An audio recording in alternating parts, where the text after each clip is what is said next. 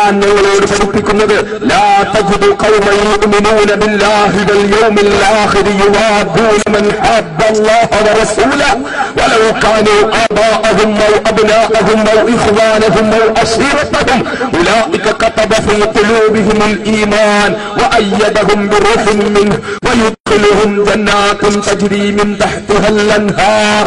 പരിശുദ്ധ ഖുർആൻ പഠിപ്പിക്കുന്നു എന്താ?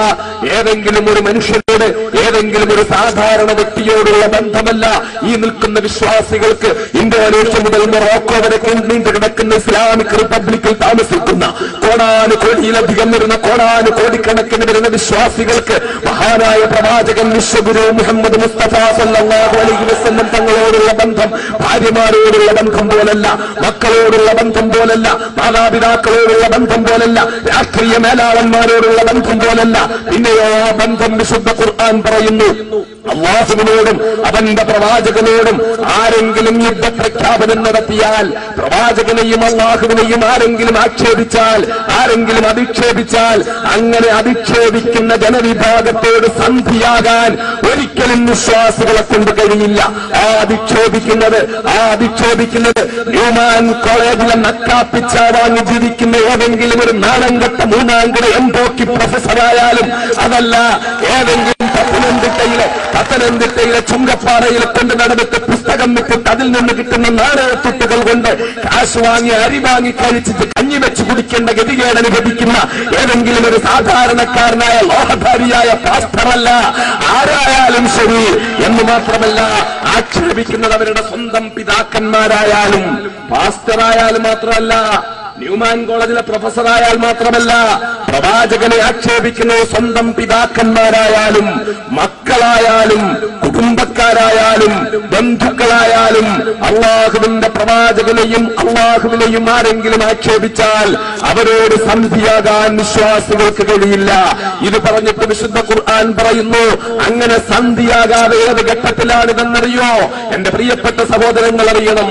അബൂ ഉബൈദത്തുൽ ജറാഹ് റളിയല്ലാഹു തആല അൻഹുവിന്റെ തിരുമുമ്പില് അള്ളാഹുവിന്റെ പ്രവാചകന്റെ തൊട്ടു മുമ്പിൽ അബൂ ഉബൈദ ഇരിക്കുമ്പോൾ, അബൂ ഉബൈദയുടെ പിതാവ് ബിലാൽ വീരനായ വിജിഗീഷുവായ യുദ്ധവീരനായ യുദ്ധതന്ത്രജ്ഞനായ പിതാവ് വന്ന് വെല്ലുവിളിക്കുകയാണ് മഹാനായ പ്രവാചകനെ. ചരിത്രം പറഞ്ഞെടുക്കാൻ സമയമില്ല, ചുരുക്കുകയാ ഞാൻ. അങ്ങനെ മഹാനായ പ്രവാചകനെ വെല്ലുവിളിക്കുമ്പോൾ, അള്ളാഹുവിന്റെ പ്രവാചകനെ വെല്ലുവിളിച്ചിട്ട്, മുഹമ്മദേ നിന്റെ കൂടെ ആണത്തമുള്ളവരുണ്ടെങ്കിൽ ഇങ്ങോട്ട് ഇറങ്ങി വരട്ടെ, എന്റെ കൂടെ ഒന്ന് പോരാടാൻ വരട്ടെ എന്ന് വെല്ലുവിളിക്കുമ്പോൾ അബൂ ഉബൈദ പ്രവാചകനോട് ചോദിക്കുന്നു, ഞാൻ പോകട്ടെയോ നബിയെ? എന്റെ ഉപ്പാണ്, എന്റെ പിതാവാണ്, എന്റെ അത്താണ്, എന്റെ അച്ഛനാണ് ആ വെല്ലുവിളിക്കുന്നത്, ഞാൻ പോകട്ടെയോ നബിയെ? ഞാൻ പോയി നേരിടട്ടെയോ? പ്രവാചകൻ പറഞ്ഞു, വേണ്ട, അത് നിന്റെ പിതാവാണ്, നീ പോകണ്ട, അവിടെ ഇരിക്കുക. രണ്ടാമത് വീണ്ടും പിതാവ് വെല്ലുവിളിച്ചു. അപ്പോഴും മകൻ ചോദിച്ചു, പോകട്ടെയോ? ഇല്ല, നീ എവിടെ ഇരിക്കുക, പോകണ്ട, നിന്റെ പിതാവാണ്, അവൻ പറഞ്ഞിട്ട് പൊക്കോട്ടെ. പക്ഷേ മൂന്നാമത് പ്രവാചകന്റെ പേരും അവിടുത്തെ കുടുംബ പേരും ചേർത്തുകൊണ്ട് ആക്ഷേപിച്ചു.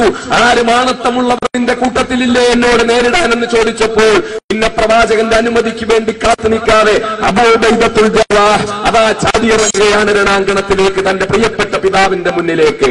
പിതാവിന്റെ മുന്നിലേക്ക് വാളെടുത്ത് കൊണ്ടിറങ്ങി തന്നെ വാള് പിടിക്കാൻ പഠിപ്പിച്ച, തന്നെ പരിചരിക്കാൻ പഠിപ്പിച്ച, തന്നെ ചുവട് വെക്കാൻ പഠിപ്പിച്ച, യുദ്ധത്തിന്റെ ഓരോ ചലനങ്ങൾ തന്നെ പഠിപ്പിച്ച, പോരാട്ടത്തിന്റെ വീര്യം തനിക്ക് പകർന്നു തന്ന തന്റെ പ്രിയപ്പെട്ട പിതാവിനോട് അതാ അതിശക്തമായ പോരാട്ടത്തിൽ ഏർപ്പെടുകയാണ് മകൻ.